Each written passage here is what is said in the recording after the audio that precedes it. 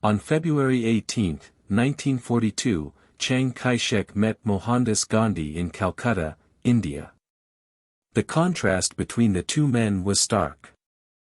On one hand you had the activist who was famous for nonviolent resistance, while on the other hand you had the Generalissimo who had used quite a bit of violence in his career.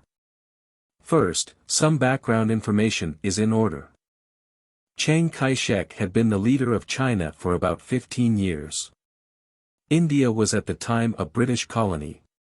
Chiang Kai-shek was the leader of the Chinese Nationalist Party, or Kuomintang, and Gandhi was a leading figure within the Indian National Congress.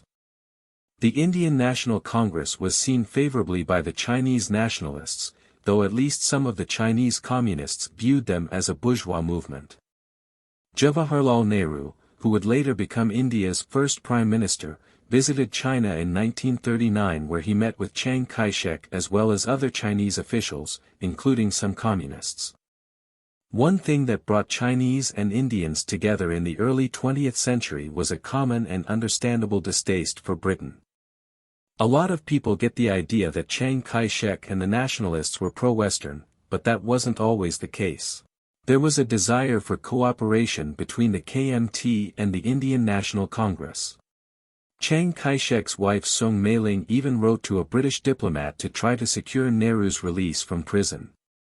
Britain prevented Sun Yat-sen's widow Sung Ching-ling from visiting India, and would sometimes prevent Indian activists from visiting China. World War II made things complicated. Gandhi's strategy of nonviolent resistance wasn't going to work for China as it was invaded by Japan. There were tensions between Britain and India as a lot of people in India weren't too eager to help their colonial masters fight against Germany. Gandhi, who was no fan of the Nazis by any means, was engaging in civil disobedience against the British government. In 1941, the war would come a lot closer to home as Britain and its Commonwealth was now fighting against Japan too. Just as the Indian National Congress was opposed to German imperialism, they were also opposed to Japanese imperialism, and the organization even boycotted Japanese goods because of the invasion of China. But there were many people in India who sympathized with Japanese propaganda of a greater East Asian co-prosperity sphere where Japan would liberate Asia from colonialism. And even though the Indian National Congress was against Japanese aggression, they were not encouraging Indians to sign up for the British Indian Army.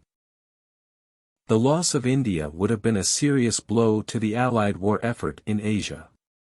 Though Britain and China didn't get along well, the leadership in both countries understood the importance of India. And by February 1942, Japan had already invaded some islands belonging to India.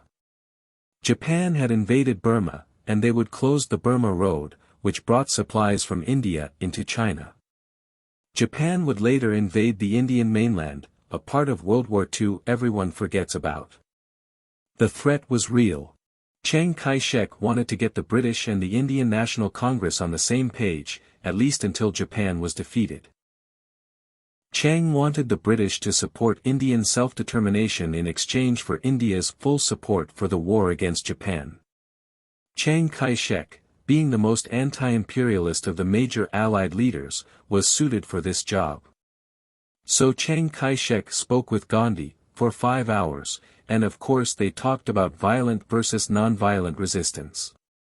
Neither man was able to convert the other to his way of thinking. Gandhi told Chiang that their conversation was fruitful, but told someone else that, "I would not say that I learnt anything, and there was nothing that we could teach him." But the meeting wasn't completely useless. Gandhi gave his guarantee that his actions would be calculated in a way as to avoid helping Japan. Chiang Kai-shek also mentioned having a conversation with an Indian friend in a communication to American President Franklin Roosevelt, where he urged FDR to try to get Churchill to support Indian independence. Chiang Kai-shek also met with Nehru, who was more enthusiastic about cooperation between China and India. Winston Churchill was upset that the meetings took place. But the meetings didn't have any groundbreaking impacts. While the INC had no ill will against China, they still didn't like Britain. Gandhi and Nehru were arrested in November, ruining any chance of their cooperation with Britain. Despite this, many Indians fought for the Allies in World War II, with the hope that they would get self-determination after the end of the war. They fought in both Europe and Asia, and played an important role in the eventual Allied victory. A much smaller number of Indians fought for the Axis, and some of them were forced to do so. China and India were on the same side in World War II, but as you probably know, a lot of allies would become enemies after that war. India became independent in 1947, with Jawaharlal Nehru serving as the country's first prime minister. China and India had border disputes that still haven't been resolved to this day, which all have to do with Tibet. While Tibet was independent in 1947, its independence was bound to be terminated by whichever side won the Chinese Civil War, which would place Chinese soldiers near the Indian border. Nehru wanted Tibet to be independent, which put him at odds with Chiang. Meanwhile, Gandhi was assassinated and Nehru's relationship with Chiang Kai-shek was increasingly frayed. The Communists were winning the Chinese Civil War, and India became one of the first non-communist countries to switch recognition from the Republic of China to the People's Republic of China. Nehru was no longer friends with Chiang, and the feeling was mutual. The Free China Review, an English-language newspaper in Taiwan, published an article calling Nehru a cringing fool. I've linked it in the description for you to read if you want. The new government in China led by Mao Zedong would cause trouble for Nehru's India. Tibet was annexed in 1950.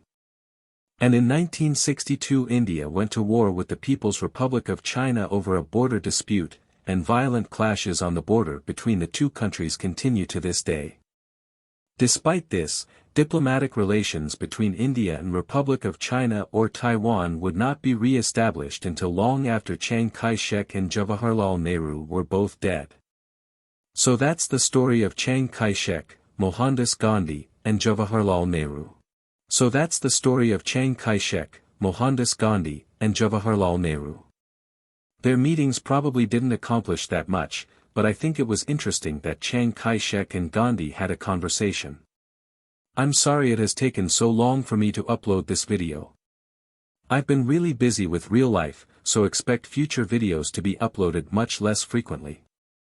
I have used text-to-speech software to narrate this video, but I plan on using my actual voice once I move somewhere where I can actually do voice recordings.